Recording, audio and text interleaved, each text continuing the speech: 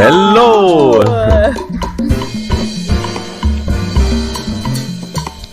Hi, I'm Lisa. And my name is Samuel. And together we are Lisa and Samuel.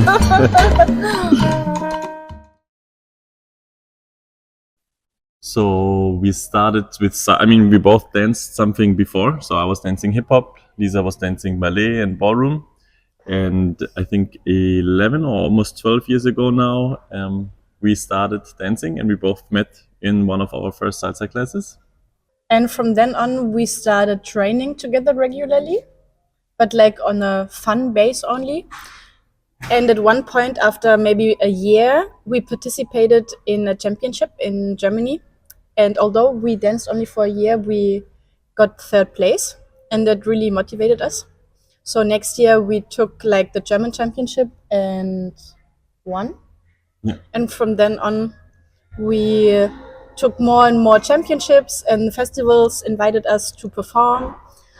And at one point, we said, yeah, we really want to do this. So we really tried to teach also outside of Germany. And for the last 7 years, we are now touring through Europe and also other continents to teach and perform. For me, I grew up with my mom listening a lot of Latin American music, and she used to play also in a salsa / samba band. So I grew up with this music, and I started first other dances. And when I moved to another town to study, and I met a guy who had a salsa school, I fell in love with salsa again. And for me, it's the music. It's not so much about the dance or like the cool people, although they are really cool people. It's really the music. I just love the music. I listen at home salsa all day, so I just love the music. And me, I actually wanted to start dancing tango. That went well. But then this tango teacher told me that he's actually a salsa teacher, and he proposed to come to the salsa class next day. So I went there, and I really liked the community and the connection you have. And I think that's the main reason that kept me in salsa, is like the connection you create and experience during social dancing. And of course, I also love the music, but it's mostly the interaction with other people on the dance floor. Yeah, and for me, I really love the complexity salsa has in terms of like musical richness. Like there are so many different rhythms and backgrounds. You can go into Cuban direction, you can go into the mambo direction, and then if you go Cuban, you can start learning Afro. So it's like a universe in itself, and it really never gets boring. And before, I did a lot of different sports, and at some point I always got kind of bored because it's very repetitive. And in salsa, I feel like you can get super creative, find your own style, and it's a good mix between hip hop, where it's solo dancing in your own style, and ballroom, where it's only technique and you're not allowed to do a lot of your own style. And it's a cool mix that you can dance with a partner together, but be creative and find your own style. A good dance for me is when and can enjoy it. It doesn't matter if it's a beginner or an advanced dancer. As long as he's also having fun, we are both connecting to the music, that's totally fine for me. A bad dance would be when someone hurts me in any way, is maybe not looking once at me, doesn't enjoy the music, is like stressing, then I don't enjoy it so much. But from the level, I never mind. If it's a beginner or advanced, I always enjoy it. Yeah, for me, I think number one is the music. If the music is bad, I rarely enjoy the dance, no matter how good my dance partner is. And if the music is amazing, I can enjoy with anyone. Like even if the person is a non-dancer, I can enjoy it.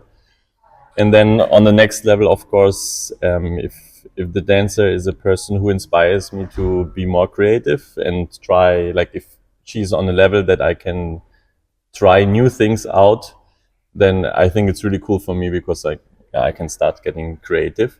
The connection, of course, super important. If she's heavy or soft, if I have to pull around the whole night people, it gets quite fast exhausting. So for me, these are the three main things that makes a dance great. um, for me, teaching, first of all, it helps me to understand the technique better and to get more in the details, because I have to break down a lot of moves for our students. So it helps me to get myself a better dancer. Then I really love to share my passion and to tell people my perspective of music, of dance, of how salsa supposed to be in my way.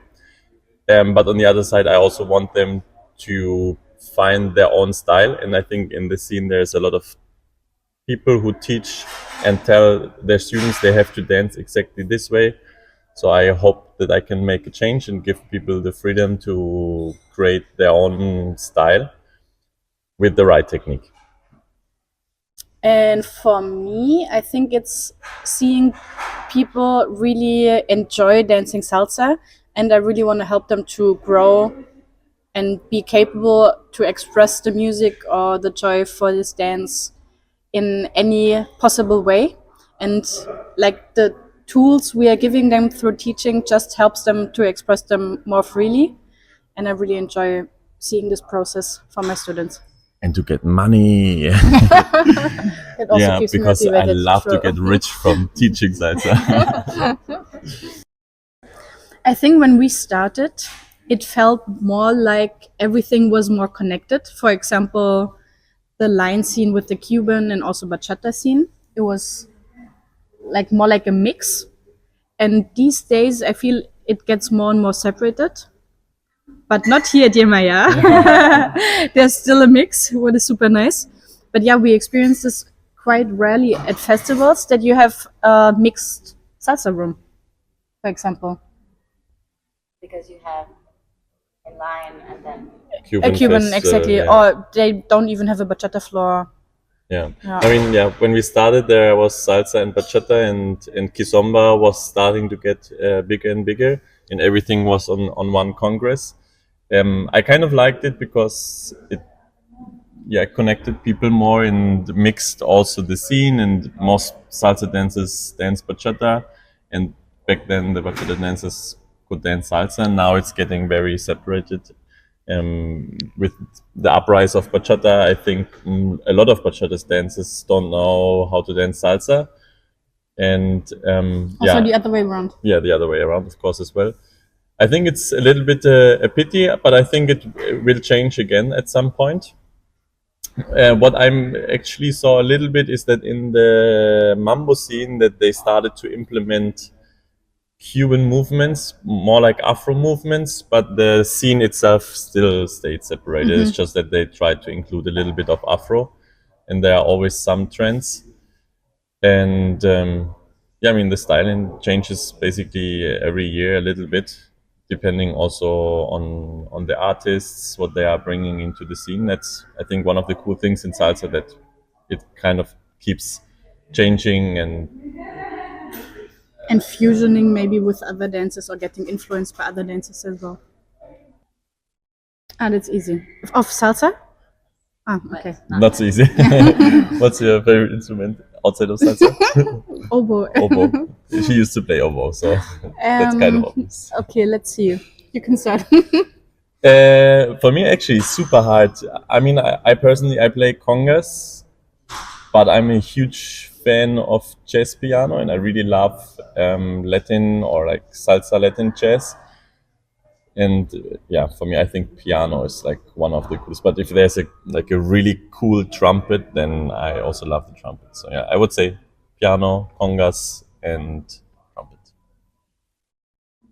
Yeah, I would say I also like the brass section, but I like the bass. You also like the bass? Start earlier. Start earlier with dancing for sure.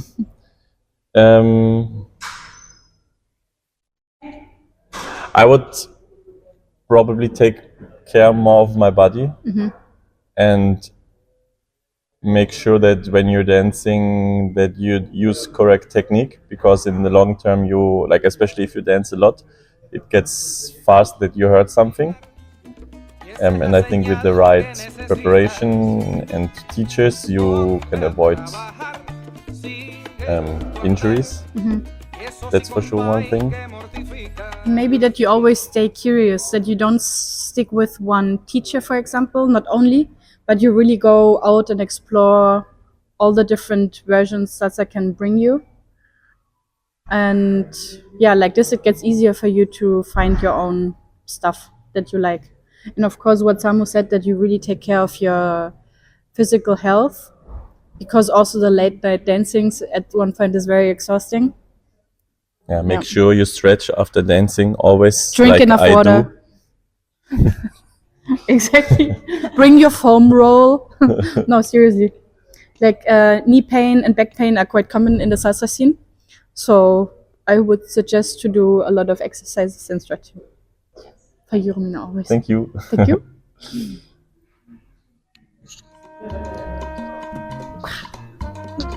Wait, isn't the new heart something like this? The Shensi heart? Heart? Something like this? Yeah. We used to do this.